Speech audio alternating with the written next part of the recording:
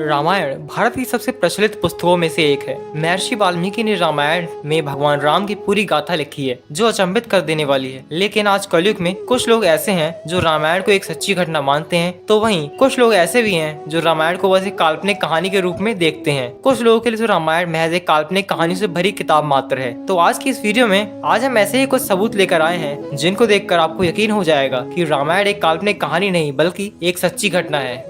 सबूत नंबर 1, हनुमानगढ़ी। रामायण में हनुमानगढ़ी के बारे में लिखा है कि इसी जगह पर हनुमान जी ने भगवान श्री राम की प्रतीक्षा की थी। भारत में अयोध्या के पास यहाँ भगवान हनुमान का एक मंदिर भी है, जो हनुमानगढ़ी के नाम से प्रसिद्ध है। सबूत नंबर 2, द्रोणागिरी पर्वत। युद्ध में जब लक्ष्मण जी मूर्छित हुए थे, तब हनुमान जी संजीवनी बूटी लाने के लिए द्रोणागिरी पर्वत गए थे, जहाँ उन्हें कुछ न समझ आने पर वो पूरा द्रोणागिरी पर्वत ही उठा लाए और बाद में वापस उस स्थान पर रखकर आ गए थे। रामायण में इस बात का वर्णन मिलता है और वर्तमान में हम आज भी द्रोणागिरी पर्वत के दर्शन कर सकते हैं, क्योंकि ये आज भी अपनी जगह पर अटल है। आज भी उस पर्वत पर वो निशान मौजूद है जहाँ से हनुमान जी ने उसे तोड़ा था। यहाँ पर एक बात और बताना चाहता हूँ कि आज भी उत्तराखंड के उस हिस्से में जहाँ पर ये पर्वत मौजूद है, वहाँ के लोग हनुमान जी की पूजा नहीं करते। वो हनुमान जी को देवता नहीं मानते, क्योंकि हनुमान जी ने पूरा द्रोणागिरी पर्वत उठा लिया था और आज तक वहाँ के लोगों ने हनुमान जी को माफ नहीं किया है।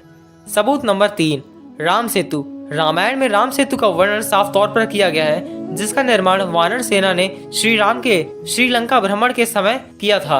वैज्ञानिक तथ्यों के आधार पर भी यह बात सत्यापित हो चुकी है कि राम सेतु का निर्माण आज से लाखों साल पहले किया गया था और ये मानव निर्मित सेतु है। आप आज भी इस सेतु को देख सकते हैं, जिसके निर्माण में न डूबने वाले पत्थरों का प्रयोग किया गया था। ये पत्थर आज भी पानी में डूबने के बजाय तैरते हैं। यह पुल भारत के रामेश्वरम से शुरू होकर श्रीलंका के मन्नार को जोड़ता है। कुछ समय पहले ही अमेरिकी साइंस चैनल ने यह दावा किया था कि राम सेतु वाकई मौजूद था और इसे रामायण काल से संबंधित बताया गया है। समय के साथ राम सेतु जगह जगह से खंडित हो चुका है, लेकिन भारत के रामेश्वरम में आज भी पानी पर तैरने वाले पत्थर देखने को मिल जाते हैं और ऐसे ही पत्थर श्रीलंका के मन्नार में देखने को मिलते हैं, जहाँ यह पुल खत्म होता है।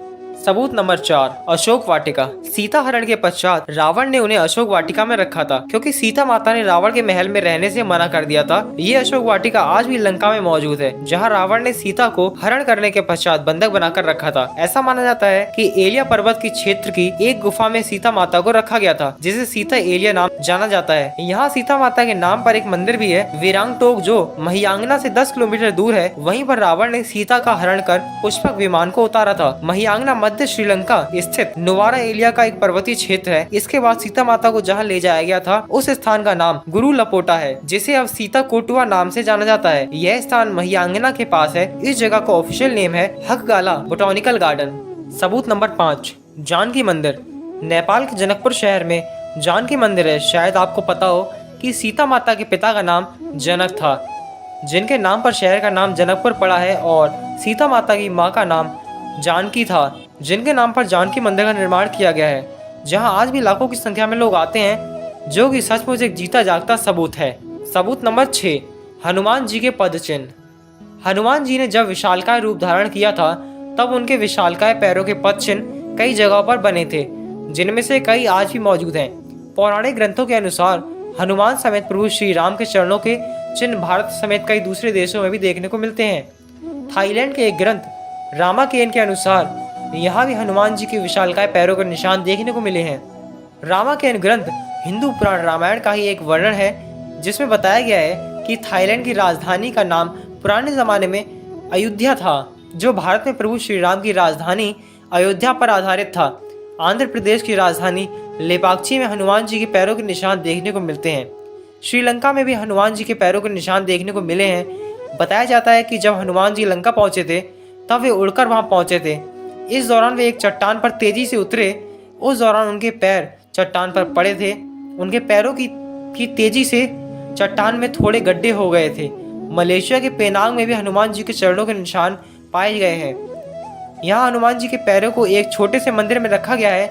मंदिर में आने वाले भक्त चरणों में सिक्के चढ़ाते हैं। सबूत नंबर 7, रावण का महल। श्रीलंका के पुरातत्व विभाग में खुदाई के दौरान एक महल मिला है, जिसमें कई गुप्त रास्ते हैं जो शहर के मुख्य केंद्रों तक जाते हैं। रामायण काल में रावण एक समय पर कई जगह पर उपस्थित हो जाया करता था, तो ये रास्ते उसी बात को प्रमाणित करते हैं कि रावण इन्हीं रास्तों की मदद से एक समय पर कई जगह पर पहुंच जाया करता था।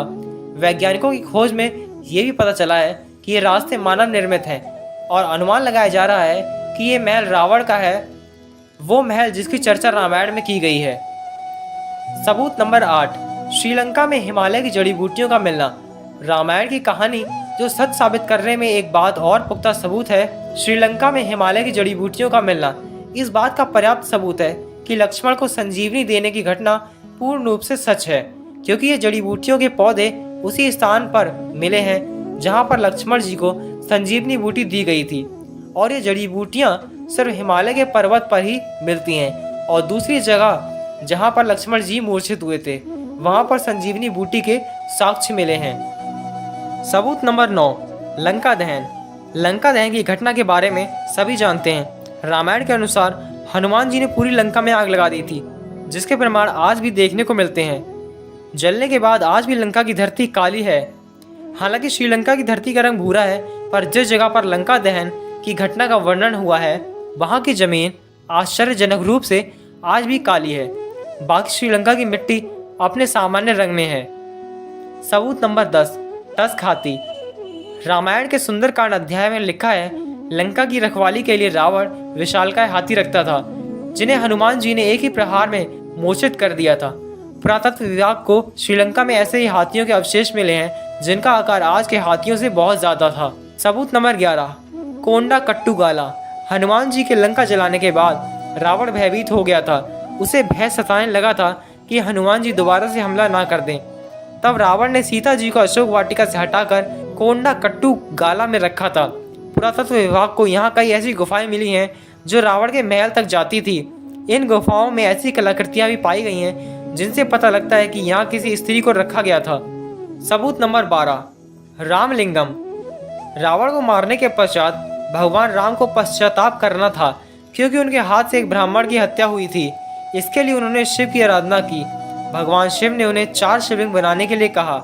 एक शिवलिंग सीता जी ने बनाया था जो रेत का था, 2 शिवलिंग हनुमान जी कैलाश से लेकर आए थे, और एक शिवलिंग भगवान राम ने अपने हाथों से बनाया था जो आज भी उस मंदिर में मौजूद है, और इसलिए ही इस जगह को रामलिंगम कहते हैं। इस पूरे घटनाक्रम का वर्णन आपको रामायण में मिल जाएगा। सबूत नंबर 13, कोणेश्वर मंदिर।